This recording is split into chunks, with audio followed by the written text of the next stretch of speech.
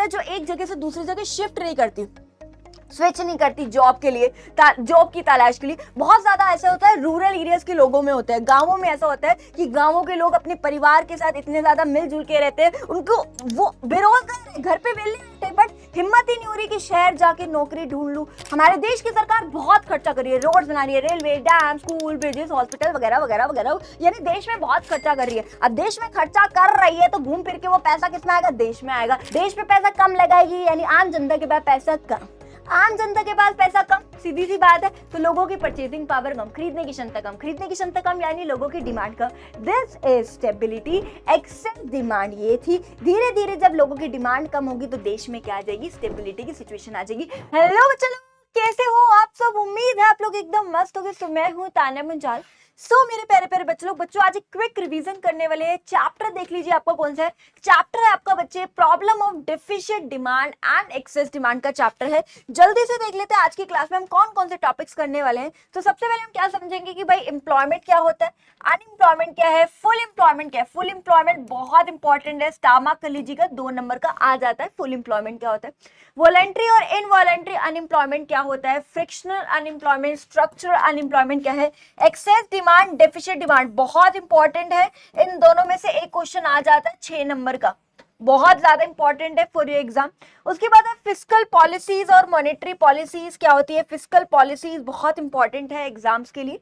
चलिए जी, शुरू करते हैं मेरे बच्चे। सबसे पहले समझते हैं एम्प्लॉयमेंट क्या होती है। व्हाट इज एम्प्लॉयमेंट, बताइए भाई एम्प्लॉयमेंट का मतलब क्या है। एम्प्लॉयमेंट का मतलब मेरे बच्चे ये है कि ऐसे लोग जो काम करना चाहते हैं, उनको काम आता भी है और वो काम कर भी रहे, यानी वो क्या है, यानी उनके पास काम धंधा भी है, उसको हम क्या कहते हैं, एम्प्लॉयमेंट।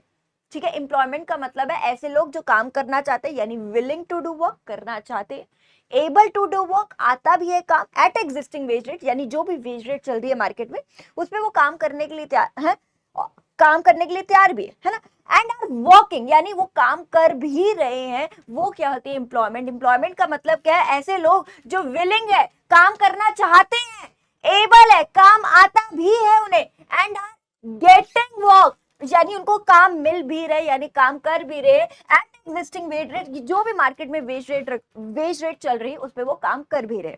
ठीक है, नेक्स्ट होता है मेरे बच्चे अनएम्प्लॉयमेंट। अनएम्प्लॉयमेंट का मतलब होता है बेरोजगारी। आपने सुना ही होगा, बेरोजगारी का मतलब है ऐसे लोग काम तो करना चाहते हैं, काम आता भी है, बट द प्रॉब्लम इज काम मिल नहीं रहा। किसी भी वेज रेट पे तैयार है काम करने के लिए, the problem is they are not getting work, उनको काम मिल नहीं रहा। वो क्या होती है मेरे बच्चे, अनएम्प्लॉयमेंट की सिचुएशन। यानी वो आर विलिंग टू वर्क, काम करना चाहते हैं, एबल टू वर्क, काम आता भी है, but not getting work, but उनको काम मिल नहीं रहा एट एग्जिस्टिंग वेज रेट, जो भी मार्केट में वेज रेट चल रही है उस पर उनको काम मिल नहीं रहा है, उसको हम कहते हैं अनएम्प्लॉयमेंट। नेक्स्ट है मेरे बच्चे फुल एम्प्लॉयमेंट क्या है, इसको स्टामा कलीजी फॉर, बहुत इंपॉर्टेंट है। फुल एम्प्लॉयमेंट का मतलब क्या है, देखिए नाम से पता चल रहा है फुल एम्प्लॉयमेंट, यानी फुली लोग एम्प्लॉयड है, यानी देश में सारे लोग एम्प्लॉयड है, यही समझ आ रही है ना। फुल एम्प्लॉयमेंट मतलब, फुल मतलब कंप्लीट, एम्प्लॉयमेंट मतलब देश में सब लोग एम्प्लॉयड है, यानी सब लोगों के पास काम है, यही बोल रहे हैं, यानी they are willing to do work, काम, देखो those person who are willing to do work, यानी काम करना चाहते हैं, एबल टू वर्क, काम आता भी है, एंड आर गेटिंग वर्क, उनको काम मिल भी रहा है एट एग्जिस्टिंग वेज, यही मानते हो आप। फुल एम्प्लॉयमेंट का मतलब क्या समझ रहे हो, फुली एम्प्लॉयड है, यानी कंप्लीटली देश में सब लोगों के पास काम है, यही मान, बट ऐसा नहीं है। देयर इज, हमेशा याद रखना, हमेशा इसका मतलब ये नहीं है कि देश में जीरो अनएम्प्लॉयमेंट की सिचुएशन है, याद रखना, but it does not mean that there is a situation of zero unemployment in the economy। Zero unemployment का मतलब है कि कोई भी बेरोजगार नहीं, ऐसा नहीं है इसका मतलब, क्योंकि मिनिमम रेट ऑफ अनएम्प्लॉयमेंट तो देश में रहती है, एक मिनिमम, जैसे कि किस वजह से रहती है, जैसे मान लो मैं आज नौकरी कर रहा हूँ बट मुझे वो नौकरी पसंद नहीं आ रही, तो मैंने वो नौकरी छोड़ दी और मैं एक नई जॉब ढूंढ रहा हूँ, नई नौकरी ढूंढ रहा हूँ, तो ठीक है, मान लो मुझे 1 महीना लग गया ढूंढने में, 2 महीना लग गया, तो जितने पीरियड के लिए तो मैं क्या हूँ, बेरोजगार हूँ, मुझे काम नहीं है, मेरे पास काम नहीं है। मैं आज काम कर रहा हूँ लेकिन मेरे को पसंद नहीं आई नौकरी, किसी भी रीजन से, पैसा अच्छा नहीं दे रहे, मैंने इस नौकरी पे लात मार दी, मतलब छोड़ दी, और मैं नई नौकरी ढूंढ रही हूँ। अब नई नौकरी ढूंढ रही हूँ, जब तक मुझे नहीं मिलती मैं क्या हूँ, बेरोजगार। याद रखिए, there is always a minimum rate of unemployment, हमेशा एक मिनिमम रेट ऑफ अनएम्प्लॉयमेंट जो देश में रहती है, किसी भी रीजन से रहती है। जैसे कि मान लो टेक्नोलॉजी चेंज होगी, मैं लेबर इंटेंसिव टेक्नोलॉजी का यूज कर रही थी, मतलब लेबर का इस्तेमाल किया जा रहा था, मतलब मुझे हाथ से काम करना आता था, मुझे मशीनें चलाना नहीं आता था। अब टेक्नोलॉजी चेंज हो गई, एडवांसमेंट आ गई, मशीनों का इस्तेमाल होने लगे, इसलिए मुझे निकाल दिया गया। ठीक है, तो मैं बेरोजगार हूँ। जब तक मैं उस टेक्नोलॉजी को अडेप्ट नहीं करूंगा, सीखूंगा, मशीन चलाना सीख रहा हूँ, ट्रेनिंग वगैरह ले रहा हूँ, ठीक है, फिर ही एक नई जाके नौकरी मिलेगी मुझे। ठीक है, तो मतलब एक मिनिमम रेट ऑफ अनएम्प्लॉयमेंट तो देश में रहती ही रहती है। तो यही है मेरे बच्चे फुल एम्प्लॉयमेंट। फुल एम्प्लॉयमेंट का मतलब अभी पहले स्टार्टिंग में यही लिखेगा, ऐसे लोग जो काम करना चाहते हैं, उनको काम आता है और वो काम कर भी रहे at existing wage rate. But इसका मतलब यही नहीं कि देश में जीरो अनएम्प्लॉयमेंट है, कि कोई भी बेरोजगार नहीं है। मतलब अगर देश में 142 करोड़ के आसपास जनसंख्या है, तो 142 करोड़ पीपल जो है वर्क करे, ऐसा नहीं होता। Because there is always minimum rate of unemployment जो हमेशा रहती ही रहती है देश में, जिसको मैं बोलती हूँ नेचुरल अनएम्प्लॉयमेंट। इसको क्या बोला जाता है? नेचुरल अनएम्प्लॉयमेंट जो रहती ही रहती है देश में। किस वजह से रहती है, जो हम आगे भी अब डिस्कस करेंगे। ठीक है, नेक्स्ट है मेरे बच्चे वॉलेंट्री और इनवॉलेंट्री अनएम्प्लॉयमेंट। क्या होता है बेटा? वॉलेंट्री का मतलब क्या होता है और इनवॉलेंट्री का मतलब क्या होता है, ध्यान समझिए। वॉलेंट्री का मतलब है जानबूझकर, जो भी होती है स्पेलिंग उसके, जानबूझकर, यानी ऐसी बेरोजगारी जो जानबूझकर हूं, मैं जानबूझ के काम नहीं कर रही। यानी ध्यान समझिए, मुझे काम मिल रहा है, मुझे काम आता भी है, बट मैं जानबूझ के काम नहीं करना चाहती। मान लो किसी भी रीजन से कि मुझे वो तनख्वाह अच्छी नहीं लग रही, मुझे लग रहा है यार आई डिजर्व मच बेटर, ये तो क्या चिल्लर दे रहे हो तो मुझे सैलरी, मैं काम कर नहीं रही, जानबूझ के नहीं कर रही, जानबूझ के बेरोजगार हूं। इसको कहते हैं वॉलंटरी, मतलब जानबूझकर मैं बेरोजगार हूं। यानी ऐसे लोग who are able to do work, यानी वो उनको काम आता है, एबल मतलब काम आता है, वो काम कर सकते हैं, ठीक है, एंड आर गेटिंग, वो काम मिल भी रहा है उनको, नौकरी मिल भी रहा है, but are not willing to do work, but काम करना नहीं चाहते उस एग्जिस्टिंग वेज रेट पे। जो वेज रेट वो मुझे दे रहे हैं, मैं उस वेज रेट पे काम नहीं करना चाहती, क्योंकि मुझे लग रहा है यार क्या तुम मुझे चिल्लर दे रहे हो, आई डिजर्व मच बेटर, इसलिए मैं जानबूझ के ठुकरा रहा हूं, जानबूझ के काम नहीं कर रहा। नेक्स्ट है मेरे बच्चे इनवॉलंटरी का मतलब, वॉलंटरी मतलब जानबूझकर, है ना, वॉलंटरी का मतलब क्या होता है? जानबूझकर। इनवॉलंटरी मतलब जानबूझकर नहीं, यानी ऐसी सिचुएशन जिसमें एक इंसान बेरोजगार है लेकिन वो जानबूझकर बेरोजगार नहीं है, मजबूरन, यानी वो काम करना चाहता है, काम आता है, तो जो तुम तनख्वाह दो वो दे दो, काम करने के लिए तैयार हूं मैं, but the problem is I am not getting work, मैं जानबूझ के बेरोजगार नहीं, मुझे काम मिल नहीं रहा है। जो कोरोना के टाइम पे भी हुआ था, लोग काम करना चाहते थे, काम आता भी था, बट लोगों के हाथों में नौकरियां नहीं थी, काम मिल नहीं रहा था लोगों को, वो वाली सिचुएशन है। सो ऐसी सिचुएशन है जब लोग काम करना चाहते हैं, काम आता भी है, उस जो भी एग्जिस्टिंग वेज रेट चल रही है मार्केट में, उस वेज रेट पे काम करने के लिए तैयार है, but the problem is they are not getting work, उनको काम मिल नहीं रहा। नेक्स्ट है मेरे बच्चे फ्रिक्शनल अनएम्प्लॉयमेंट। क्या होता है? इसके बहुत सारे कारण है। सबसे पहले इमोबिलिटी ऑफ लेबर, बहुत सारी लेबर है जो एक जगह से दूसरी जगह शिफ्ट नहीं करती, स्विच नहीं करती जॉब के लिए, जॉब की तलाश के लिए। बहुत ज्यादा ऐसा होता है रूरल एरियाज के लोगों में होता है, गांवों में ऐसा होता है कि गांवों के लोग अपने परिवार के साथ इतने ज्यादा मिलजुल के रहते हैं, उनको वो बेरोजगार है, घर पे वेले बैठे, बट हिम्मत ही नहीं हो रही कि शहर जाके नौकरी ढूंढ लूं, वो एक समझ लो। तो इस चक्कर में वो क्या रह जाते हैं, बेरोजगार की। बहुत सारी लेबर जो जगह एक जगह से दूसरी जगह जाती ही नहीं है, शिफ्ट ही नहीं करती नौकरी की तलाश में, और इस चक्कर में बेरोजगार रह जाती है। शॉर्टेज ऑफ रॉ मटेरियल, अब रॉ मटेरियल ही नहीं है, मान लो फैक्ट्री है, फैक्ट्री में रॉ मटेरियल नहीं है, तो उसने क्या कर दिया, निकाल दिया वर्कर्स को, भाई रॉ मटेरियल नहीं है तो फैक्ट्री में क्या प्रोडक्शन होगी, प्रोडक्शन तो हो ही नहीं रही, क्या बिना बात की उनकी दिहाड़ियां वगैरह दूंगी, वेजेस वगैरह दूंगी, तो निकाल दिया। इस चक्कर में बहुत लोग क्या हो जाते हैं, बेरोजगार हो जाते हैं। बहुत सारे लोग, जैसे कि रॉ मटेरियल की कमी है ही नहीं, रॉ मटेरियल की शॉर्टेज है, तो इस चक्कर में बहुत सारे लेबर को निकाल दिया गया और इस चक्कर में वो बेरोजगार हो गए। ठीक है, lack of information regarding opportunities of employment. हमारे देश में सरकार बहुत सारी एम्प्लॉयमेंट अपॉर्चुनिटीज निकालती है, बट बहुत ज्यादा ऐसा होता है स्पेशली गरीब लोगों को पता ही नहीं चलता कि सरकार ने अच्छा मेरे लिए ये किया है, सरकार ये मुझे नौकरी दे रहे, बट उनको पता नहीं, और इस चक्कर में वो क्या रह जाते हैं, उस नौकरी से वंचित रह जाते हैं, मतलब उनको वो उस अपॉर्चुनिटी का वो फायदा ही नहीं उठा पाते। ठीक है, शॉर्टेज ऑफ पावर, पावर का मतलब होता है इलेक्ट्रिसिटी, बिजली। कई बार ऐसा होता है कि बिजली की कमी है, मान लो फैक्ट्री थी मेरी, बिजली ही नहीं आ रही, मशीनें ही नहीं चल रही, इस चक्कर में क्या करूं, लेबर को बुला के क्या करेंगे, तो इस चक्कर में लेबर को निकाल दिया जाता है, और इस चक्कर में बहुत सारी लेबर क्या हो जाती है, बेरोजगार हो जाती है। Wear and tear of machinery, यानी मशीनें खराब होगी, अब मशीनें खराब होगी तो लेबर का क्या करूंगी, लेबर मशीनों को चलाने के लिए वी नीड लेबर ना, अब मशीनें ही नहीं चल रही तो क्या करूंगी, लेबर का। तो बहुत सारा ऐसा होता है, लेबर को निकाल दिया जाता है और इस चक्कर में बेरोजगार हो जाते हैं। Next, tendency of the workers to move from one job to another. बहुत बार ऐसा होता है कि एक वर्कर एक जॉब से दूसरी जॉब पे शिफ्ट करना चाह रहा होता है, तो इस चक्कर में वो पहली नौकरी पे जो जिस नौकरी पे वो काम कर रहा है तो उसको छोड़ देता है। ठीक है, अब दूसरी नौकरी को मान लो 2 महीने का समय पड़ा है या 1 महीने बाद उसकी ज्वाइनिंग है, तो उस पीरियड में वो क्या रह जाता है, बेरोजगार रह जाता है। समझ लो, लेट्स से मैं आज काम कर रही हूँ, ठीक है, मैंने एक नई नौकरी मुझे ढूंढनी है, मतलब या मैं नई नौकरी मान लो मुझे मिल गई है किसी भी रीजन से, मुझे पसंद नहीं है नौकरी, पैसा कम दे रही है, जो भी, मैंने इस नौकरी पे लात मार दी, छोड़ दी। अब 1 महीने के बाद 2 महीने के बाद ज्वाइनिंग है दूसरी नौकरी में, तो वो 2 महीने का टाइम या 1 महीने का टाइम वो क्या हूं, मैं बेरोजगार हूं, मेरे पास कोई काम धंधा नहीं। नेक्स्ट है सर्च ऑफ रेम्यूनरेटिव का मतलब होता है प्रॉफिटेबल जॉब, अच्छी सैलरी वाली जॉब।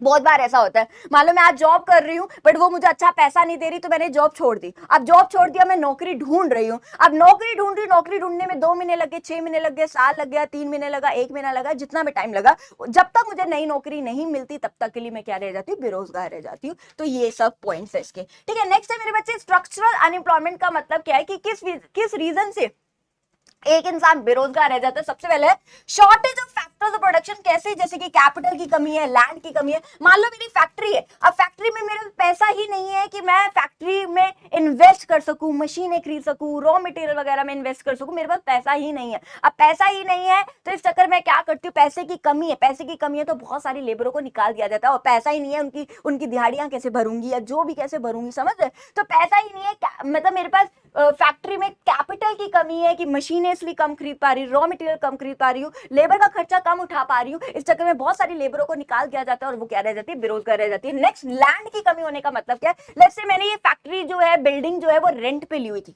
ठीक है, मैंने रेंट पे ली हुई थी, और जो इस मालिक ने मुझे निकाल दिया, उसने कहा कि आप नहीं और कोई और बिल्डिंग देख लो, ठीक है, तो अब मैं कोई और इसने, अब ये मेरी फैक्ट्री थी, अच्छी खासी चल रही थी, अब मुझे निकाल दिया एकदम से, शॉर्ट नोटिस पे बोल दिया गया कि 2 दिन के बाद खाली कर दो मेरी बिल्डिंग, ठीक है। अब मेरी बिल्डिंग, अब फैक्ट्री गई मेरे हाथों, अब मैं नई फैक्ट्री ढूंढ रही हूँ, मतलब एक नई बिल्डिंग ढूंढ रही हूँ जहां पे मैं अपनी फैक्ट्री तो खोल सकूं, और उस मान लो उस बिल्डिंग को ढूंढने में मुझे महीना लग गया, 2 महीना लग गया, 6 महीने लग गए, या 15 दिन लगे, 20 दिन लगे, जितना भी टाइम लगा, ठीक है, जितना भी टाइम लगा, मैं ढूंढ रही हूँ, अब मेरे पास वो जगह नहीं है जहां पे मैं फैक्ट्री खोलूं, मैं क्या लेबरों को बुलाऊंगी, तो लेबर को उतने दिनों की छुट्टी दे दे कि भाई अभी बता दूंगी कितने टाइम में दोबारा से फैक्ट्री खुलेगी, तो उतने पीरियड के लिए जो लेबर है वो क्या रह जाती है, बेरोजगार रह जाती है।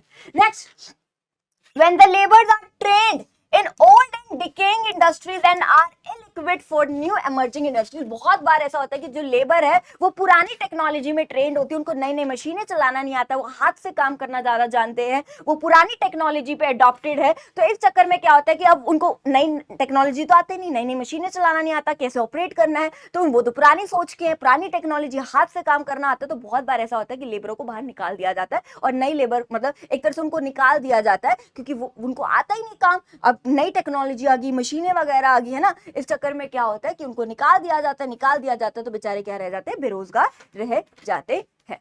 Am I clear? यहाँ तक ठीक है। नेक्स्ट है when there is change in production technique या फिर टेक्नोलॉजी। बहुत बार ऐसा होता है कि पहले की बात करूँ तो पहले लेबर इंटेंसिव टेक्नोलॉजी यूज होती थी, आजकल क्या कैपिटल इंटेंसिव टेक्नोलॉजी, मशीनों का यूज किया जा रहा है प्रोडक्शन। पहले लेबर का इस्तेमाल किया जाता है प्रोडक्शन करते वक्त, तो बहुत सारी लेबर को पॉइंट किया जाता था, देश में बहुत ज्यादा इंप्लॉयमेंट अपॉर्चुनिटीज होती थी। लेकिन अब क्या है, हम कैपिटल इंटेंसिव टेक्नोलॉजी की तरफ शिफ्ट हो गए, यानी मशीनों का यूज कर रहे हैं प्रोडक्शन को करते वक्त। अब आपको पता है मशीनों के चक्कर में अब लेबर की रिक्वायरमेंट थोड़ी कम होगी, क्योंकि मशीन से हम बहुत ज्यादा प्रोडक्शन कर पाते, बस उतनी ही लेबर चाहिए होती है जो मशीनों को ऑपरेट कर सके, और इस चक्कर में बहुत सारे लोग बेरोजगार हो जाते हैं, बहुत सारी लेबर जो है बेरोजगार हो जाती है। फर्क है इसमें और इसमें ये कह रहा है कि जो लेबर है वो आजकल बहुत बार देखा जाता है कि वो पुरानी टेक्नोलॉजी में है, ठीक है, वो पुरानी तरीके की मशीनें चलाना आती है उनको, नई टेक्नोलॉजी की मशीन उनको चलाना नहीं आती, और इस चक्कर में उनको निकाल दिया जाता है। दूसरा कह रहे हैं कि अब तो टेक्नोलॉजी चेंज होगी, पहले लेबर इंटेंसिव टेक्नोलॉजी थी, अब किस पे आ गए हम, कैपिटल इंटेंसिव टेक्नोलॉजी। पहले लेबर इंटेंसिव टेक्नोलॉजी पे थे, अब किस पे आ गए, कैपिटल इंटेंसिव, यानी मशीनों पे स्विच हो गए,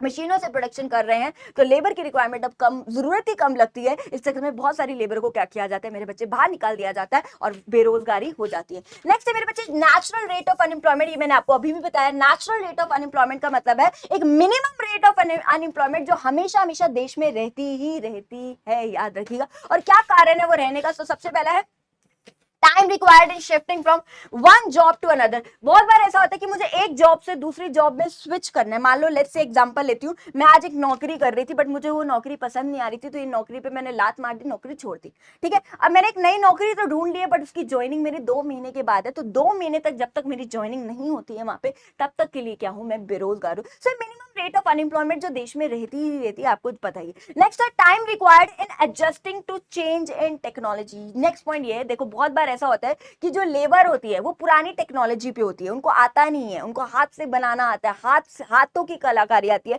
उनको पता नहीं टेक्नोलॉजी के बारे में, मशीनों के बारे में, कैसे उनको ऑपरेट करना है मशीनों को, और इस चक्कर में बहुत बार ऐसा होता है कि लेबरों को निकाल दिया जाता है। ठीक है, तो वो जब तक क्या लेते हैं, ट्रेनिंग वगैरह लेते हैं, सीखते हैं, मशीनों के बारे में जानते हैं, उनको ट्रेनिंग वगैरह दी जाती है, और उसके बाद ही वो एक कहीं दूसरी जगह जाके नौकरी ढूंढ पाते हैं। तो उस टाइम तक के लिए जब तक उनको निकाल दिया गया है और जब तक वो ट्रेनिंग सेशन खत्म नहीं होता और जब तक उनको एक नई नौकरी नहीं मिलती, तब तक के लिए क्या रह जाते हैं, बेरोजगार। ये बैंक्स में बहुत हुआ था, अगर आपको याद हो, पहले क्या होता था, सारे काम हाथों से होते थे, और फिर बैंक्स में एकदम से कंप्यूटर का जमाना आ गया। ठीक है, बहुत बार बहुत देखा गया कि बहुत लोग अडॉप्ट ही नहीं कर पाए कंप्यूटर को, वो चलाना ही नहीं सीख पाए, तो बहुत सारे लोगों को निकाल दिया गया था, बहुत सारे वर्कर्स को, बहुत सारे एम्प्लॉयज को निकाल दिया गया था, क्योंकि वो न्यू टेक्नोलॉजी को अडॉप्ट ही नहीं कर पाए थे, वो कंप्यूटर चलाना सीख ही नहीं पाए थे, क्योंकि पुरानी सोच थी, यार नहीं आता, सब कुछ हाथ से करना सीखा है, खाते बनाना वगैरह वगैरह, तो वो नहीं सीख पाए, वो कंप्यूटर को चलाना नहीं सीख पाए, तो बहुत सारे लोगों को निकाल दिया गया था। ठीक है, उन्होंने भी ट्रेनिंग वगैरह उनको मिली वगैरह वगैरह, जब तक उन्होंने ट्रेनिंग सेशन कंप्लीट किया, 2 महीने 6 महीने या जो भी उनको टाइम मिला, उसके बाद दोबारा से उन्होंने कहीं रीजॉइनिंग करी, कहीं और जाके नौकरी ढूंढी, तब तक के पीरियड के लिए वो क्या है, बेरोजगार। समझ पा रहे हो ये सब चीजें? ठीक है, चलिए जी आगे क्या मेरे बच्चे, जो सबसे इंपॉर्टेंट है वो है आपका एक एक्सेस डिमांड क्या होता है और डिफिशिएंट डिमांड क्या होता है। एक्सेस डिमांड के बहुत सारे नेम है, पेपर में किसी भी नाम से आ जाए तो कंफ्यूज मत होना। एक्सेस डिमांड को inflationary gap, over full employment, या फिर इनको beyond full employment, equilibrium level बोला जाता है। तो ये सारे नेम आपको याद होना चाहिए। अब देखिए एक्सेस डिमांड होता क्या, एक्सेस डिमांड नाम से पता चलता। अब एक चीज बताइए, हमें पता है, अगर आपने लास्ट चैप्टर पढ़ा होगा, हमें पता है हमारी इकोनॉमी कब इक्विलिब्रियम में होगी, जब aggregate demand equal to aggregate supply होगा, when AD is equal to AS. Excess demand का मतलब है कि देश में डिमांड ज्यादा है, देश में डिमांड ज्यादा है कंपेयर टू सप्लाई। बहुत लोग डिमांड कर रहे हैं लेकिन देश में सप्लाई जो है कम है, डिमांड लोग पागलों की तरह खरीद रहे हैं, सप्लाई कम है, उसको हम कहते हैं एक्सेस डिमांड की सिचुएशन। लेकिन एक असम्पशन ये है, corresponding to full employment in the economy. अगर आपने ये लाइन नहीं लिखी इसमें तो आपका पक्का पक्का पक्का नंबर कटेंगे। Corresponding to full employment in the economy का मतलब है कि माना जा रहा है कि देश में फुल एम्प्लॉयमेंट की सिचुएशन है, यानी ऐसे लोग जो काम करना चाहते हैं, जिनको काम आता है, वो काम कर भी रहे। ठीक है, ये माना जा रहा है, यानी फुल एम्प्लॉयमेंट की सिचुएशन है। मतलब अब देश में और ज्यादा एम्प्लॉयमेंट अपॉर्चुनिटीज नहीं बढ़ेगी, यानी देश में कोई एक्सेस कैपेसिटी ही नहीं है, देश में जितने लोग काम करना चाहते हैं उन लोगों के पास काम है। ठीक है, ये माना जा रहा है, और देश में एक्सेस कैपेसिटी नहीं है, यानी और एम्प्लॉयमेंट अपॉर्चुनिटीज देश में नहीं बढ़ेगी, ये माना जा रहा है, corresponding to full employment in the economy. इसको एक डायग्राम से समझते हैं, ध्यान समझिएगा, बहुत इंपॉर्टेंट डायग्राम है आपके लिए। ठीक है, ध्यान समझना मेरे बच्चे, Y axis origin, X axis. ठीक है, यहाँ पे आपका एग्रीगेट डिमांड, एग्रीगेट सप्लाई, यहाँ पे आपका आता है इनकम, आउटपुट, एम्प्लॉयमेंट, जीडीपी। ये सारी चीजें दूसरे से रिलेटेड है। देखो सीधी सी बात है, जितने ज्यादा देश में प्रोडक्शन आउटपुट होगा उतने ज्यादा लोगों के पास काम होगा, जितने ज्यादा लोगों के पास काम होगा उतना ज्यादा देश में पैसा होगा, जितना ज्यादा देश में प्रोडक्शन होगी उतना ही ज्यादा देश का जीडीपी होगा। तो चारों एक दूसरे से क्या है, रिलेटेड है। अब ध्यान समझिए, हमें पता है एग्रीगेट सप्लाई वैसे कैसे बनती है आपकी, एएस क्या कैसे बनती है, ये आपको पता है, ये वाई होता है और यही हमारा एएस होता है, जनरली ये पता है। ठीक है, लेकिन यहाँ पे जो एएस है ना, बढ़ते बढ़ते बढ़ते बढ़ते कांस्टेंट हो जाती है, यानी बढ़ना बंद हो जाती है, बढ़ती है बढ़ती है बढ़ती है, और एक टाइम के बाद जो आपकी एएस है यानी y इक्वल टू एस, ये कांस्टेंट हो जाती है। क्यों कांस्टेंट हो जाती है? क्योंकि हमने माना है कि देश में फुल एम्प्लॉयमेंट की सिचुएशन है, यानी देश में एम्प्लॉयमेंट अपॉर्चुनिटीज नहीं बढ़ेंगे। ऑलरेडी जितने लोग काम करना चाहते हैं उनके पास काम है, एम्प्लॉयमेंट नहीं बढ़ेगी। अब एम्प्लॉयमेंट नहीं बढ़ेगी मतलब सीधी सी बात है, अगर देश में एम्प्लॉयमेंट अपॉर्चुनिटीज नहीं बढ़ रही मतलब देश में प्रोडक्शन नहीं बढ़ रही, और देश में अगर प्रोडक्शन नहीं बढ़ रही मतलब सप्लाई नहीं बढ़ रही, और सप्लाई नहीं बढ़ रही मतलब एग्रीगेट सप्लाई जो है हमारे देश में नहीं बढ़ रही है। तो बढ़ते बढ़ते बढ़ते एक टाइम के बाद वो क्या हो जाती है, कांस्टेंट हो जाएगी, कि फुल एम्प्लॉयमेंट की सिचुएशन है, यानी देश में एक्सेस कैपेसिटी नहीं है। एक्सेस कैपेसिटी नहीं है मतलब देश में प्रोडक्शन नहीं हो सकती, देश में और प्रोडक्शन नहीं बढ़ने का मतलब है कि देश में और सप्लाई नहीं हो सकती, इसलिए सप्लाई जो है वो आपकी क्या हो जाती है, एक टाइम के बाद कांस्टेंट हो जाती है। नेक्स्ट है मेरे बच्चे एग्रीगेट डिमांड कैसे बनती है, हमें पता है ये आपकी एग्रीगेट डिमांड है। ठीक है, अगर इसको हम सीधा सीधा बना लेना है, ये ठीक है, ये सीधी इसके बना लेना, ये ऐसे। ठीक है, ये एग्रीगेट डिमांड है। ठीक है, ये आपका जो पॉइंट है वो क्या है, आपका इक्विलिब्रियम का पॉइंट है, और ये फुल एम्प्लॉयमेंट इक्विलिब्रियम पॉइंट है।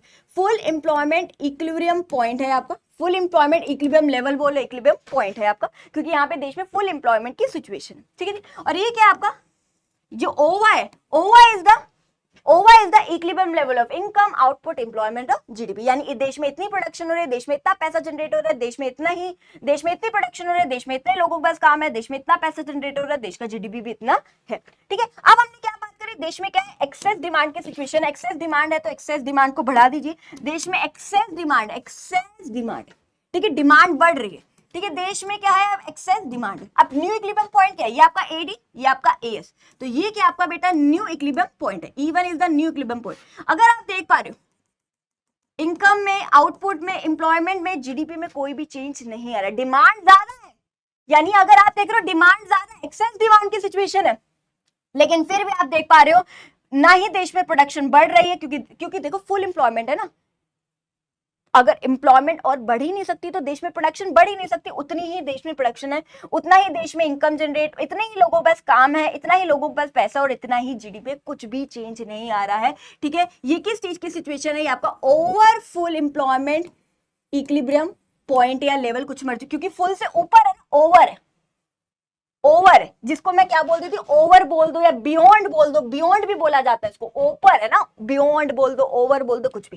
ठीक है, अब आप इन दोनों का अगर डिफरेंस की बात करें, हमें पता है देश में डिमांड ज्यादा है लेकिन सप्लाई तो बढ़ ही नहीं सकती। क्यों नहीं बढ़ सकती, फुल एम्प्लॉयमेंट की सिचुएशन है, प्रोडक्शन नहीं बढ़ रही है, आप खुद ही देख पा रहे हो, प्रोडक्शन पहले भी इतनी थी, इतनी है, एम्प्लॉयमेंट पहले भी इतनी थी, इतनी है, पैसा देश में पहले भी इतना था, इतना है, देश का जीडीपी पहले भी इतना था और इतना ही है आज भी। तो इससे क्या होगा, क्या इंपैक्ट पड़ेगा, अब देश में डिमांड ज्यादा है और सप्लाई पीछे से बढ़ ही नहीं रही और बढ़ भी नहीं सकती क्योंकि फुल एम्प्लॉयमेंट की सिचुएशन है। इससे देश में महंगाई आ जाएगी, जिसको मैं बोल देती हूँ इन्फ्लेशनरी गैप। क्या बोल देती हूँ मेरे बच्चे, इन्फ्लेशनरी गैप बोल देती हूँ। क्या बोल देती हूँ, इन्फ्लेशनरी गैप, यानी देश में क्या आ जाएगी मेरे बच्चे, महंगाई आ जाएगी। क्या आ जाएगी, महंगाई, क्योंकि डिमांड ज्यादा, खरीदने वाले लोग पागल, पीछे से सप्लाई नहीं। अच्छा, इससे एक चीज और इंपैक्ट है जो आपको अच्छे से करना, यानी ध्यान समझना, हमने क्या बात करी, एक्सेस डिमांड से क्या होगा, देश में महंगाई आएगी, यानी हर एक चीज के प्राइसेस बढ़ रहे हैं।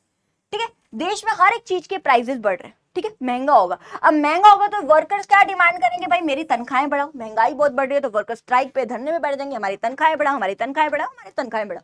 ठीक है, अब तनख्वाहें बढ़ाए, अगर नहीं बढ़ाएंगे तो वो धरने में बैठ जाएंगे, दिक्कत हो जाएगी, काम धंधे बंद हो जाएंगे। तो इस चक्कर में तनख्वाहें बढ़ानी पड़ती है सरकार को, या जो भी ले लो, तनख्वाहें बढ़ती है तो क्या होता है, फैक्टर कॉस्ट, बनाने के खर्चे बढ़ जाते हैं, उनको तनख्वाहें ज्यादा दे, दिहाड़ियां वगैरह ज्यादा दे, तो बनाने के खर्चे, फैक्टर कॉस्ट ज्यादा। अब मेरा खर्चा, आप खुद सोचो, मेरी फैक्ट्री है, अब मेरा बनाने का खर्चा ज्यादा हो रहा है, तो मैं किससे वसूल करूंगी, कस्टमर से वसूल करूंगी, प्रोडक्ट महंगा करके बेचूंगी, इस चक्कर में प्रोडक्ट का प्राइस फिर से बढ़ जाता है। तो इससे हमारे देश में क्या आती है, वेज प्राइस स्पाइरल की प्रॉब्लम आती है। वेज प्राइस स्पाइरल का मतलब क्या है कि वेजेस बढ़ने से हर एक चीज के प्राइसेस बढ़ जाते हैं, और ये जो प्रोसेस है, स्पाइरल देखिए, कभी नोटबुक की स्पाइरल बाइंडिंग देखिए, घूमती है, वही प्रॉब्लम दोबारा दोबारा दोबारा दोबारा दोबारा दोबारा दोबारा, तो ये प्रॉब्लम घूम फिर के यहाँ से शुरू होती है, दोबारा यहाँ से शुरू होती है, और महंगाई आएगी, और वेजेस की डिमांड ज्यादा, और वेजेस की डिमांड ज्यादा, और खर्चे ज्यादा, तो और प्राइसेस बढ़ जाएंगे। तो ये क्या आ जाएगी, वेज प्राइस स्पाइरल की प्रॉब्लम जो है हमारे देश में क्या आ जाएगी, आ जाएगी। नेक्स्ट आप फटाफट से इसके कॉन्सिक्वेंसेस की बात करते हैं। कॉन्सिक्वेंसेस का मतलब होता है रिजल्ट, यानी एक्सेस डिमांड से देश पे क्या रिजल्ट पड़ रहा है, हमारे इकोनॉमी पे क्या रिजल्ट बढ़ता है। तो तीन उसमें पढ़ेंगे हम, आउटपुट में, एम्प्लॉयमेंट में और प्राइस में। बताइए, एक्सेस डिमांड से बताइए, आउटपुट यानी देश में प्रोडक्शन बढ़ रही है कि कम, खुद देखिए, क्या देश में प्रोडक्शन बढ़ रही है कि कम, कुछ भी इंपैक्ट नहीं हो रहा है प्रोडक्शन में। प्रोडक्शन पहले भी इतनी थी, आज भी इतनी है, क्यों नहीं इंपैक्ट हो रहा है, क्योंकि देश में फुल एम्प्लॉयमेंट की सिचुएशन है, यानी देश में कोई भी एक्सेस कैपेसिटी ही नहीं है, यानी एम्प्लॉयमेंट अपॉर्चुनिटीज बढ़ ही नहीं सकते। जब एम्प्लॉयमेंट अपॉर्चुनिटीज बढ़ ही नहीं सकते तो देश में प्रोडक्शन बढ़ ही नहीं सकती है, और इस चक्कर में देश में कोई भी आउटपुट में चेंज नहीं आ रहा, एम्प्लॉयमेंट में चेंज नहीं आ रहा है। आप प्लीज स्क्रीनशॉट ले सकते हो, बहुत आसान लैंग्वेज में लिखा हुआ है। नेक्स्ट है एम्प्लॉयमेंट। क्या एम्प्लॉयमेंट में कोई चेंज आएगा, नहीं आएगा, because there is a full employment in the economy, कोई भी एक्सेस कैपेसिटी ही नहीं है। पहले भी देश में इतनी ही एम्प्लॉयमेंट अपॉर्चुनिटीज थी, आज भी इतनी बढ़ ही नहीं सकती, क्योंकि there is full employment in the economy, कोई भी एक्सेस कैपेसिटी नहीं है, तो एम्प्लॉयमेंट में भी कोई चेंज नहीं आएगा। नेक्स्ट बताइए, प्राइसेस में क्या इंपैक्ट पड़ेगा, प्राइसेस तो बढ़ रहे हैं, महंगाई बढ़ रही है, आप देख पा रहे हो, इससे क्या होगा, हर एक चीज के प्राइसेस बढ़ेंगे, यानी देश में क्या आ जाएगी, इन्फ्लेशन की प्रॉब्लम आ जाएगी। स्क्रीनशॉट आप ले सकते हो। नेक्स्ट है, बात करते हैं भाई कॉजेज ऑफ एक्सेस डिमांड की, भाई क्या कारण है जिसकी वजह से एक्सेस डिमांड की सिचुएशन आ रही है, यानी क्या कारण है कि जिसकी वजह से बहुत ज्यादा डिमांड बढ़ रही है लोगों की। तो सबसे पहला कारण है rise in propensity to consume, यानी लोग खर्चा ज्यादा करना चाह रहे हैं। पहले rise in propensity to consume का मतलब है कि लोग ज्यादा खर्चा करना चाह रहे हैं, और ज्यादा खर्चा करना चाह रहे हैं मतलब जो लोग हैं ज्यादा डिमांड कर रहे हैं, और ज्यादा डिमांड होने का मतलब क्या है, देश में क्या आ रही है, एक्सेस डिमांड की सिचुएशन आ रही है। नेक्स्ट है रिडक्शन इन टैक्सेस, सरकार ने टैक्सेस कम कर दिए तो सस्ता हो गया प्रोडक्ट, तो मैं क्या करूंगी, मेरी डिमांड बढ़ेगी, सस्ता हो गया, डिमांड बढ़ेगी और डिमांड बढ़ेगी यानी एक्सेस डिमांड की सिचुएशन आ जाएगी। इंक्रीज इन इनकम, पैसा पैसा पैसा, इनकम बढ़ेगी तो मेरे खर्चे ज्यादा बढ़ेंगे, ऑब्वियसली बात है, पैसा ज्यादा है तो मैं डिमांड ज्यादा करूंगी तो एक्सेस डिमांड की situation. Next, increase in government expenditure, हमारे देश की सरकार बहुत खर्चा कर रही है, रोड्स बना रही है, railway, dam, school, bridges, hospital वगैरह वगैरह वगैरह, यानी देश में बहुत खर्चा कर रही है। अब देश में खर्चा कर रही है तो घूम फिर के वो पैसा किस में आएगा, देश में आएगा, देश में आएगा यानी लोगों के हाथों में आएगा, लोगों के हाथों में पैसा आएगा तो लोग खर्चेंगे उस पैसे को, मनी को खर्चेंगे यानी डिमांड करेंगे यानी एक्सेस डिमांड की situation. Next, fall in imports का मतलब हम बाहर की कंट्री से नहीं खरीद रहे, अपने देश में प्रोडक्शन करके अपने देश के प्रोडक्ट की डिमांड कर रहे हैं, बाहर की कंट्री से नहीं खरीद रहे, अपने देश के प्रोडक्ट खरीद रहे, यानी हमारे देश के प्रोडक्ट की डिमांड बढ़ेगी, हमारे देश की प्रोडक्ट की डिमांड बढ़ेगी यानी एक्सेस डिमांड। नेक्स्ट है इंक्रीज इन एक्सपोर्ट, यानी बाहर की कंट्री में सामान बेच रहे, यानी हमारे प्रोडक्ट की डिमांड सिर्फ हमारे देश में नहीं बढ़ी, बाहर की कंट्री बढ़ेगी यानी हमारे देश की प्रोडक्ट की डिमांड बढ़ेगी यानी देश में एक्सेस डिमांड की सिचुएशन आ गई। नेक्स्ट है डेफिसिट फाइनेंसिंग, डेफिसिट फाइनेंसिंग का मतलब है ऐसी सिचुएशन जब गवर्नमेंट खर्चे ज्यादा कर रही है एज कंपेयर टू गवर्नमेंट के पास पैसा कम, ठीक है।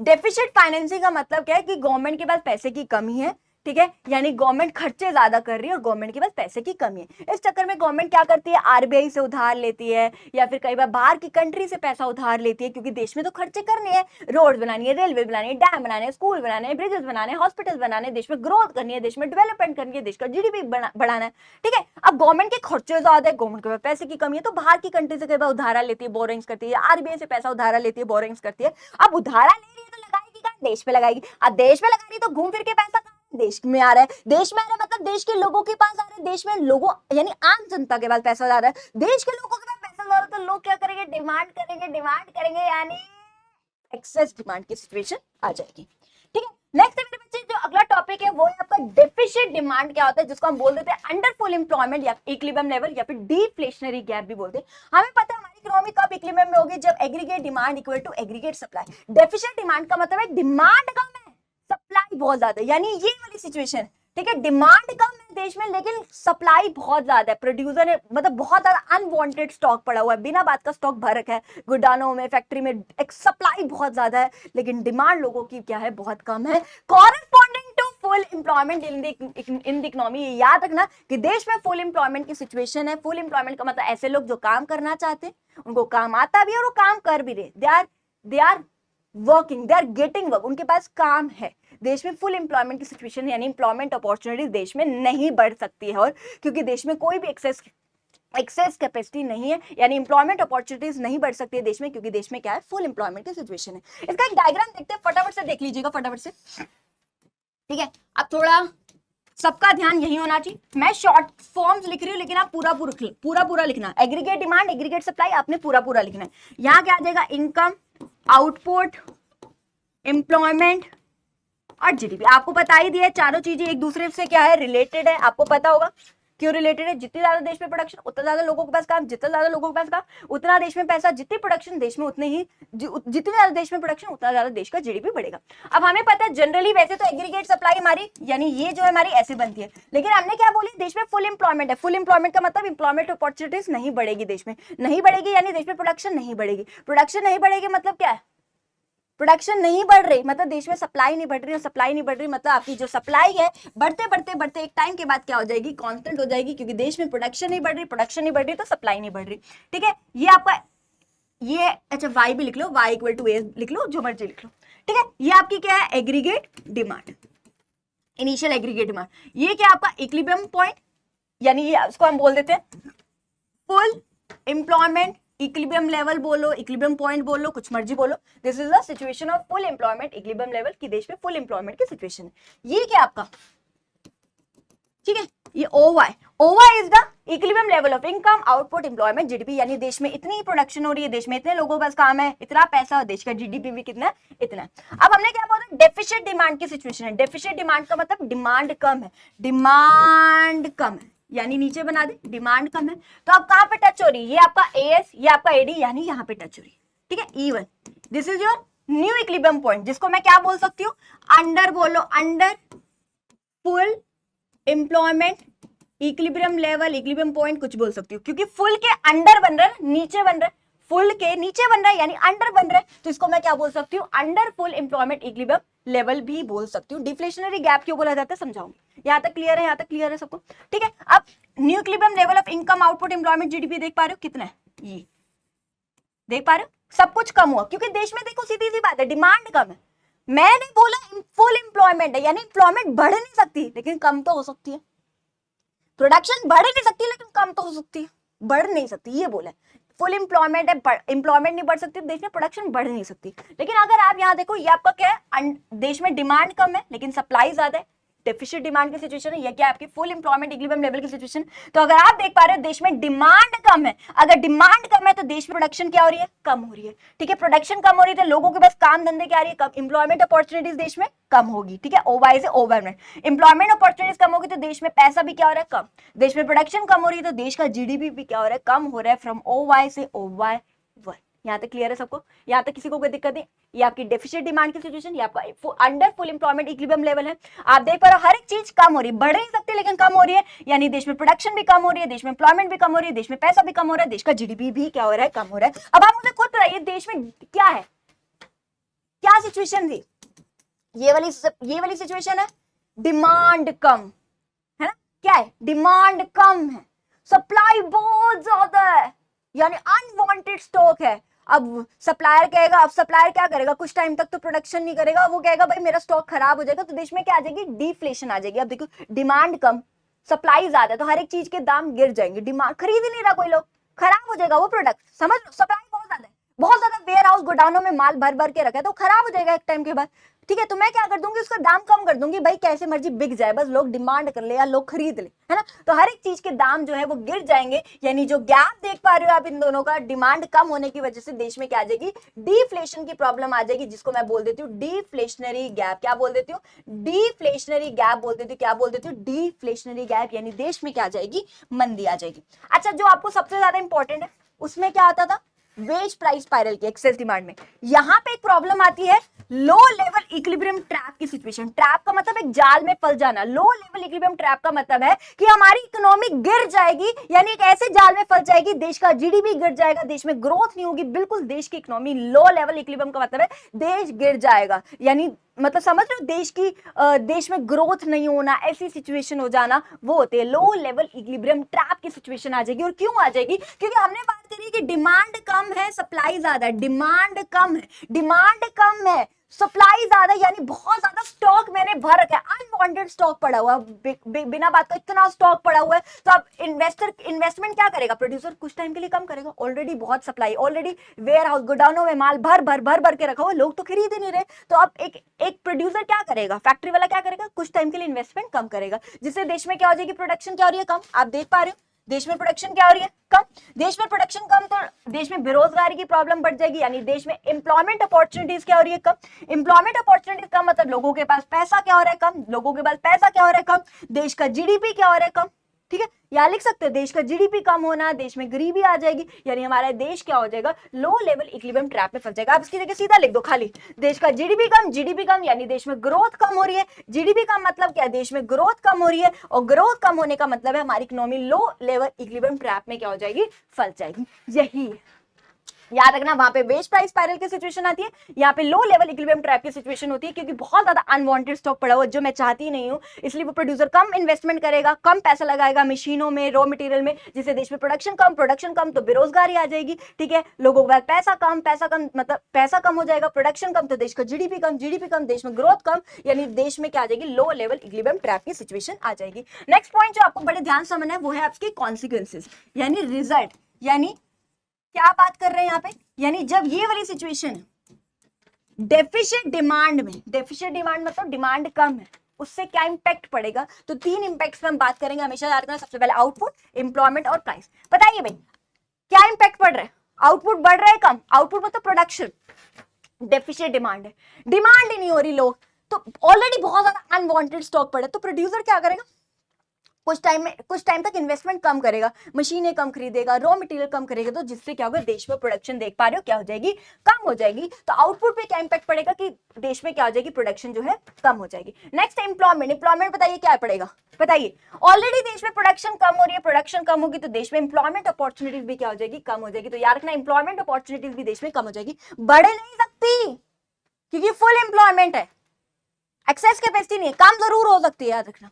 नेक्स्ट है प्राइसेस, हर चीज के क्या हो रहे हैं, कम हो रहे हैं, मंदी पड़ जाएगी, डिफ्लेशनरी गैप की सिचुएशन आ जाएगी, हर एक चीज के प्राइसेस क्या हो जाएंगे, वो गिर जाएंगे और देश में क्या आ जाएगी, डिफ्लेशन आ जाएगी। क्या आ जाएगी मेरे बच्चे, डिफ्लेशन। अब बात करते हैं कि क्या कारण है कि देश में डिमांड लोगों की कम हो रही, क्या कारण है कि एकदम से लोगों की डिमांड कम होगी। तो सबसे पहले reduction in propensity to consume का मतलब कि लोग खर्चना ही कम चाहते हैं। अब खर्चना कम चाहते हैं यानी लोग डिमांड कम कर रहे हैं, डिमांड कम कर रहे हैं मतलब देश में क्या आ जाएगी, डेफिसिट डिमांड की सिचुएशन।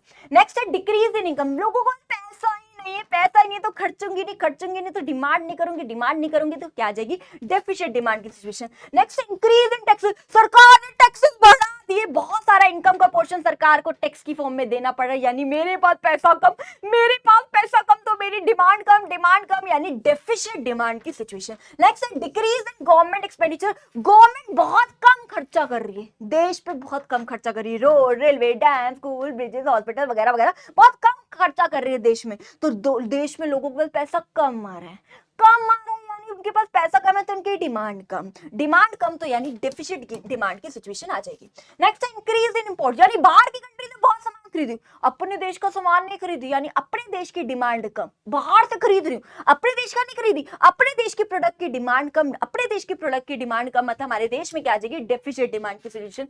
नेक्स्ट है डिक्रीज इन एक्सपोर्ट्स, यानी हमारे देश का एक्सपोर्ट कम होने का मतलब है हम बाहर की कंट्री में सामान अब कम बेच रहे, किसी भी रीजन से उनको हमारा प्रोडक्ट नहीं अच्छा लगा या कुछ भी, पहले बहुत अच्छी एक्सपोर्ट हो रहा था लेकिन अब एक्सपोर्ट बहुत कम हो रहा है, यानी बाहर की कंट्री में हम एक्सपोर्ट कम कर रहे हैं, यानी बाहर की कंट्री में सामान कम बेच रहे हैं, यानी बाहर के लोग हमारे प्रोडक्ट की डिमांड कम कर रहे हैं, यानी हमारे देश के प्रोडक्ट की डिमांड कम हो रही है, हमारे देश की प्रोडक्ट की डिमांड कम होने का मतलब देश में क्या आ जाएगी, डेफिसिट डिमांड की सिचुएशन आ जाएगी। ठीक है, अब ध्यान समझिए, हमें पता है हमारी इकोनॉमी इक्विलिब्रियम में कब आएगी, जब देश में क्या होगी, एग्रीगेट डिमांड जो है वो इक्वल टू हो जाएगा एग्रीगेट सप्लाई। लेकिन हमने बात करी कि कई बार एक्सेस डिमांड की सिचुएशन आ जाती है, कई बार डेफिसिट डिमांड की सिचुएशन आ जाती है, लेकिन हमारी इकोनॉमी कब स्टेबल रहेगी, जब एग्रीगेट डिमांड और एग्रीगेट सप्लाई इक्वल हो। हमारी इकोनॉमी कब स्टेबल रहेगी, स्टेबिलिटी स्थिरता कब रहेगी, जब एडी इक्वल टू एएस है, ना ही एक्सेस डिमांड अच्छी है ना ही डेफिसिट डिमांड अच्छी है, देश में क्या होना चाहिए, एग्रीगेट डिमांड और एग्रीगेट सप्लाई इक्वालिटी होनी चाहिए, there should be equality between aggregate demand and aggregate supply. तो इसके लिए दो पॉलिसीज या फिर इसको मैं दो मेजर्स बोल देती हूँ, दो मेजर्स निकाले गए, ठीक है, ताकि देश में क्या है, एग्रीगेट डिमांड और एग्रीगेट सप्लाई इक्वल हो, यानी ना ही देश में एक्सेस डिमांड हो ना ही देश में डेफिसिट डिमांड हो। इसके लिए दो मेजर्स निकाले गए, पहला मेजर है फिस्कल पॉलिसी या फिस्कल मेजर, जो मर्जी बात करो, दो पॉलिसीज निकाली गई, एक है फिस्कल पॉलिसी और दूसरा है मेरे बच्चे मॉनेटरी पॉलिसी, दूसरा है मेरे बच्चे मॉनेटरी पॉलिसी। ठीक है, फिस्कल पॉलिसी कौन सी पॉलिसी होती है, जो गवर्नमेंट के द्वारा होती है, जो गवर्नमेंट के एक्सपेंडिचर्स और गवर्नमेंट के रिवेन्यू से रिलेटेड होती है। तो फिस्कल पॉलिसी किससे रिलेटेड है, गवर्नमेंट के रिवेन्यू और एक्सपेंडिचर से रिलेटेड है, सरकार के रिवेन्यू मतलब कहां से गवर्नमेंट का पैसा आ रहा है, एक्सपेंडिचर मतलब कहां का गवर्नमेंट खर्च कर रही है। ठीक है, अब ध्यान समझिए, इसी को फिस्कल पॉलिसी को एक और नेम भी होता है, इसको हम बजट पॉलिसी, बजटरी पॉलिसी भी बोला जाता है, याद रखिए इसको हम बजटरी पॉलिसी भी कहते हैं। और मेन ऑब्जेक्टिव क्या है, देश में स्टेबिलिटी लेके आना, इकोनॉमी में स्टेबिलिटी लाने का मतलब क्या समझाती हूँ। देखो हम चाहते हैं कि देश में aggregate demand aggregate supply equal हो, यानी देश में स्टेबिलिटी हो, नहीं एक्सेस डिमांड अच्छी नहीं डेफिसिट डिमांड अच्छी। तो उस सिचुएशन में गवर्नमेंट क्या करेगा, गवर्नमेंट अपने खर्चों को बढ़ाएगा कम करेगा, या फिर बहुत सारे रिवेन्यूज के सोर्सेज है, रिवेन्यूज को बढ़ाएगा कम करेगा, क्या करेगा जिससे देश में क्या है, स्टेबिलिटी है। एक एक करके समझेंगे, टेंशन मत लीजिए, ध्यान समझिए। ध्यान समझिए, फिस्कल पॉलिसी किससे रिलेटेड होती है, मैंने बोला गवर्नमेंट के एक्सपेंडिचर से रिलेटेड होती है और गवर्नमेंट के रिवेन्यू से रिलेटेड होती है। तो इसीलिए इसके चार कंपोनेंट्स है, पहला गवर्नमेंट एक्सपेंडिचर, गवर्नमेंट बहुत सारे खर्चे करती है, road, railway, dam, school, bridges, defence goods पे लोगों की सैलरी देना, वेजेस देना, पेंशन देना, पता नहीं कितना कितना खर्चा करती है देश में ग्रोथ लाने के लिए, देश में डेवलपमेंट लाने के लिए, देश में तरक्की करने के लिए, देश मतलब गवर्नमेंट बहुत खर्चे करती है। ठीक है, अब ये तो हो गया गवर्नमेंट एक्सपेंडिचर।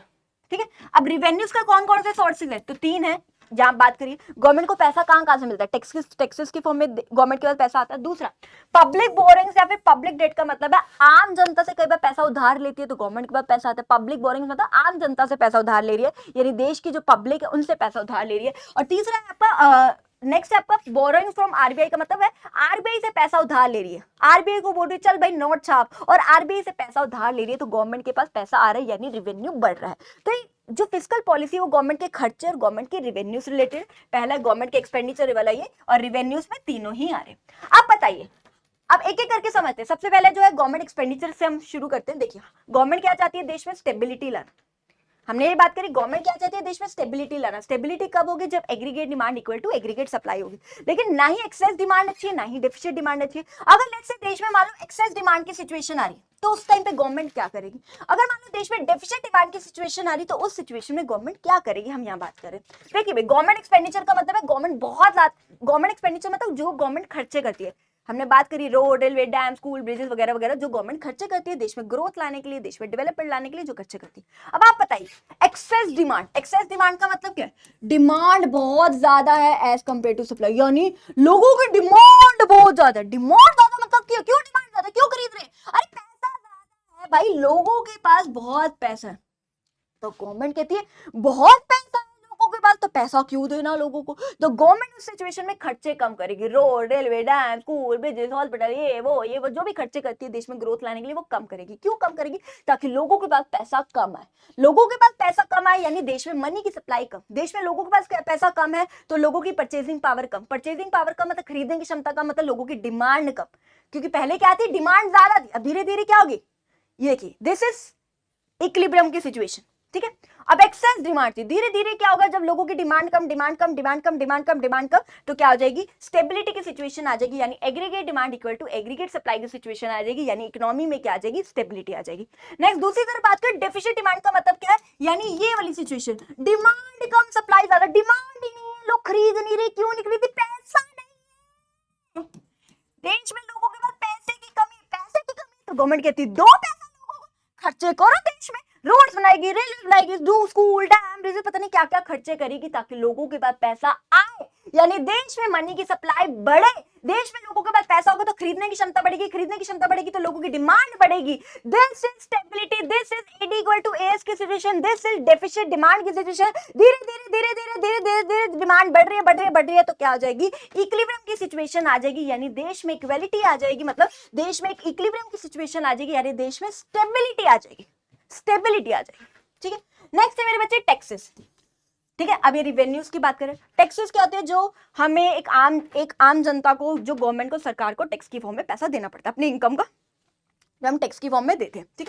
अब हमें पता है देश में स्टेबिलिटी लेनी है, स्टेबिलिटी लानी है तो ये सिचुएशन होनी चाहिए। अगर मान लो देश में ये वाली सिचुएशन यानी डिमांड ज्यादा है, लोग बहुत खरीद रहे, क्यों खरीद रहे, अरे लोगों के पास पैसा ज्यादा, सरकार कहती है पैसा ज्यादा निकाल लोगों की जेबों से पैसा, सरकार क्या करती है टैक्स बढ़ा देगी। अब टैक्स बढ़ा देगी तो मुझे ज्यादा ज्यादा पैसा सरकार को देना पड़ रहा है, तो मेरे पास पैसा कम, मेरे पास पैसा कम, मेरी इनकम कम, मेरे पास पैसा कम तो मेरी डिमांड, ऑब्वियसली मेरे पास पैसा कम यानी देश में मनी की सप्लाई क्या हो जाएगी, कम। देखो सरकार ने टैक्स बढ़ा दिया तो सरकार के पास टैक्स की फॉर्म में गया, मेरे पास पैसा कम यानी देश में मनी की सप्लाई कम, लोगों के पास पैसा कम तो लोगों की खरीदने की क्षमता कम, खरीदने की क्षमता कम, डिमांड कम।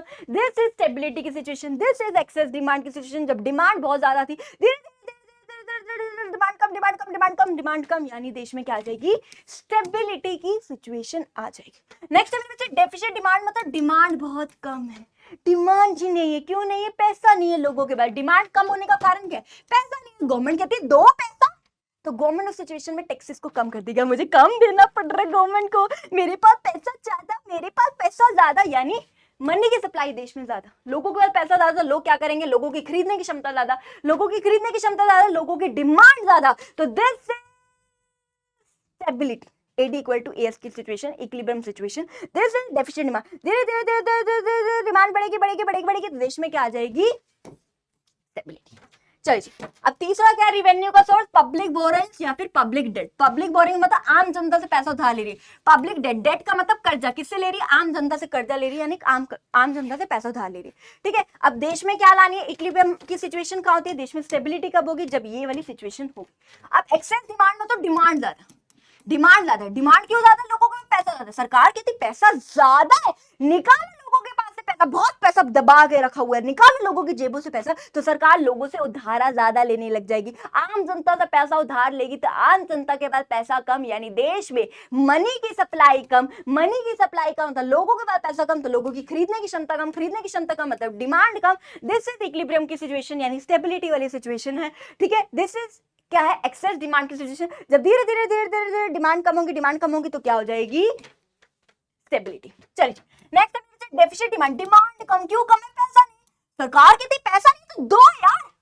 दो यार, क्यों आम जनता से उधार ज्यादा लेने, जब पैसा नहीं तो क्यों हम उनसे उधारी ले, तो उस सिचुएशन में वो आम जनता से पैसा कम उधार लेगी, कम उधार लेगी तो यानी आम जनता के पास पैसा ज्यादा, आम जनता के पास पैसा ज्यादा तो उनकी खरीदने की क्षमता ज्यादा, खरीदने की क्षमता ज्यादा तो डिमांड ज्यादा। दिस इज स्टेबिलिटी की सिचुएशन। द देश में डेफिसिट डिमांड की सिचुएशन है, तो धीरे धीरे धीरे धीरे डिमांड बढ़ेगी बढ़ेगी बढ़ेगी तो क्या आ जाएगी, क्या आ जाएगी, स्टेबिलिटी की situation.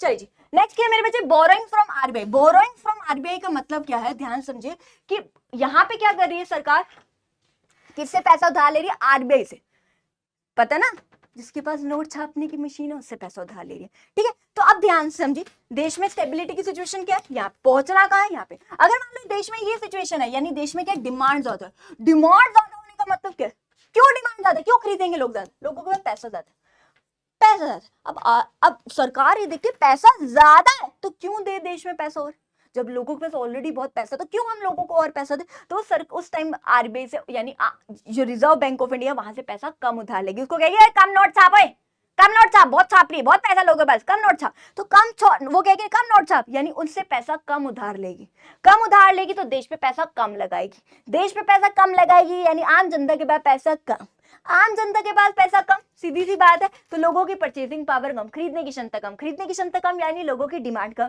This is stability, excess demand ये थी। धीरे धीरे जब लोगों की डिमांड कम होगी तो देश में क्या आ जाएगी, स्टेबिलिटी की सिचुएशन आ जाएगी।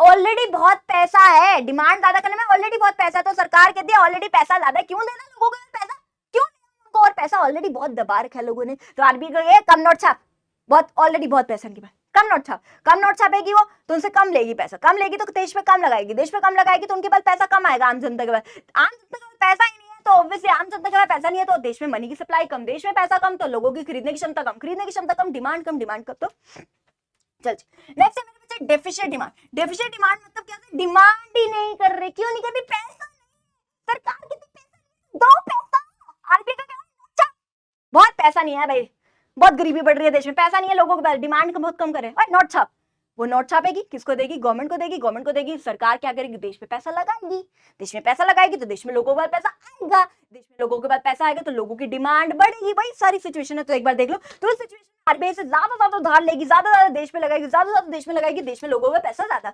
लोगों का पैसा ज्यादा तो खरीदने की क्षमता ज्यादा, खरीदने की क्षमता ज्यादा तो लोगों की डिमांड क्या हो जाएगी ज्यादा। दिस इज स्टेबिलिटी की situation, this is deficit demand की सिचुएशन, जब डिमांड बहुत कम थी, धीरे धीरे धीरे धीरे धीरे डिमांड बढ़ रही है बढ़ रही है बढ़ रही है, तो क्या आ जाएगी, देश में क्या आ जाएगी, स्टेबिलिटी की सिचुएशन आ जाएगी, इक्विलिब्रियम की सिचुएशन आ जाएगी।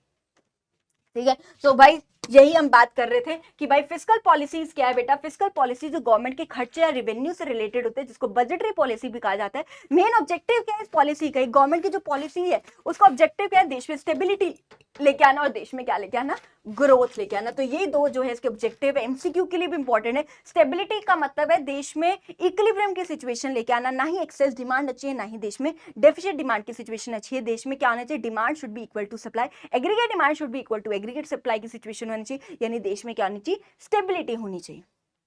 ठीक है, और देश में ग्रोथ लाना भी जो है सरकार का ऑब्जेक्टिव होता है। नेक्स्ट है मेरे बच्चे मॉनेटरी पॉलिसी, जो मैं ऑलरेडी डिस्कस कर चुकी हूँ आपको बैंकिंग वाले चैप्टर में। ठीक है, यहाँ पे मैं उसको डिटेल नहीं कर रही हूँ, लेकिन मैं आपको मीनिंग एक बार थोड़ा सा समझा देती हूँ, बट प्लीज एक बार चलो बाकी हम देखते हैं। नेक्स्ट क्या है, मॉनेटरी पॉलिसी, जिसको हम मॉनेटरी मेजर्स भी कहते हैं। मॉनेटरी मतलब मनी से रिलेटेड है। जो आरबीआई फिस्कल पॉलिसी जो गवर्नमेंट से रिलेटेड है, गवर्नमेंट के खर्चे या गवर्नमेंट के रेवेन्यू से रिलेटेड। मॉनेटरी पॉलिसी जो है वो आरबीआई से रिलेटेड है, कि कब आरबीआई सीआरआर को बढ़ाए, रेपो रेट को बढ़ाए, वगैरह वगैरह वगैरह, जो हमने लास्ट चैप्टर बैंकिंग में पढ़ा भी था। इन्फ्लेशन और डिफ्लेशन का आपको पता था, इन्फ्लेशन में कब करती है, डिफ्लेशन में। इन्फ्लेशन का मतलब ही क्या होता है, महंगाई बढ़ रही। क्यों महंगाई बढ़ रही है, यानी एक्सेस डिमांड की सिचुएशन है।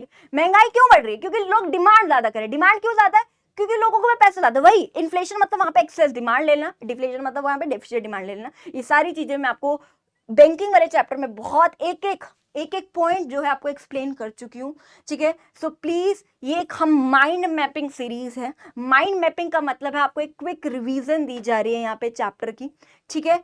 हम एक डिटेल्ड वीडियो भी मैं आपका एक जल्दी शुरू हो जाएगा, शायद दिसंबर के आसपास आपकी एक डिटेल्ड सीरीज भी शुरू हो जाएगी, जो 2-2 3-3 घंटे के जनरली लेक्चर्स रहते हैं, जिसमें हम आपको डिटेल में पढ़ाएंगे। वैसे मैंने आपको अभी भी बहुत अच्छे से टॉपिक्स को समझाने की कोशिश करी है, आगे दोबारा भी आएंगे, डोंट वरी, ठीक है। तो एक बार बस देख लीजिए, monetary policies is that policy जो करेक्ट करती है situation of excess demand and deficit demand, ठीक है। जिससे क्या है, एक्सेस डिमांड और डेफिसिट डिमांड की प्रॉब्लम को सॉल्व किया जाता है, ताकि देश में क्या है स्टेबिलिटी। कैसे किया जाता है? बाय रेगुलेटिंग इंटरेस्ट रेट, यानी जो आरबीआई इंटरेस्ट रेट को बढ़ाए, रेपो रेट का बढ़ाए, रिवर्स रेपो रेट का बढ़ाए या कम करे, and availability of credit in the economy, कब मनी की सप्लाई, लोन की सप्लाई को बढ़ाए, कब कम करे। तो इसके बहुत सारे कंपोनेंट्स है, CRR, SLR, LRR, repo rate, bank rate, reverse repo rate, open market operation, margin requirement, rationing of credit, mode off season, ये सारे पॉइंट्स है जो मैंने बैंकिंग वाले चैप्टर में बहुत अच्छे से एक्सप्लेन किया। अब बच्चों के दिमाग में ये डाउट आएगा, मैम वहां तो इन्फ्लेशन डिफ्लेशन था, वहां एक्सेस डिमांड डेफिसिट डिमांड नहीं था। तो एक्सेस इन्फ्लेशन का मतलब वहां पे एक्सेस डिमांड की ही सिचुएशन है। एक बार वीडियो को अच्छे से देखना। डेफिसिट डिमांड का मतलब क्या है? डिफ्लेशन वाली सिचुएशन, ठीक है। आपको पता है ना, एक्सेस डिमांड में ही तो इन्फ्लेशन की प्रॉब्लम आती है, डेफिसिट डिमांड में डिफ्लेशन। तो याद रखिएगा प्लीज, जिन्होंने अगर वो वीडियो नहीं देखी तो मैं आपसे हाथ जोड़ के रिक्वेस्ट करती हूँ कि प्लीज एक बार जाके बैंकिंग वाली वीडियो जरूर देखना। वहां मैंने आपको डिटेल में क्या, वहां पे भी अच्छे से मैंने प्रॉपर रिवाइज करवा दिए वो, वहां पे जितने भी मॉनेटरी पॉलिसीज थी, जो आरबीआई से रिलेटेड पॉलिसीज थी, कि कब कैसे मनी की सप्लाई को कंट्रोल करती है आरबीआई, कब मनी की सप्लाई को बढ़ाती है, कब मनी की सप्लाई को कम करती है। बहुत सारे कंपोनेंट्स है जो हम वहां पे ऑलरेडी डिस्कस कर चुके हैं, बहुत सारे क्वांटिटेटिव और क्वालिटेटिव इंस्ट्रूमेंट्स थे जो हमने डिस्कस कर लिए। तो एक बार वहां पे जरूर देखिएगा, यहाँ पे मैं एक्सप्लेन नहीं कर रही हूँ, बट वहां पे जरूर देखिएगा, ठीक है, आपको मिल जाएगी, ठीक है। तो चलिए, आई होप मैंने एक क्विक रिवीजन दे दी है आपको चैप्टर की, ठीक है। एंड आई होप आपको चैप्टर की एक क्विक रिवीजन अच्छे से मिल गई होगी, चैप्टर आपको अच्छे से रिवाइज हो गया होगा, ठीक है। सो बस फिर मिलते हैं आपसे जल्द नेक्स्ट क्लास में, तब तक के लिए take care, bye bye, enjoy, love you all.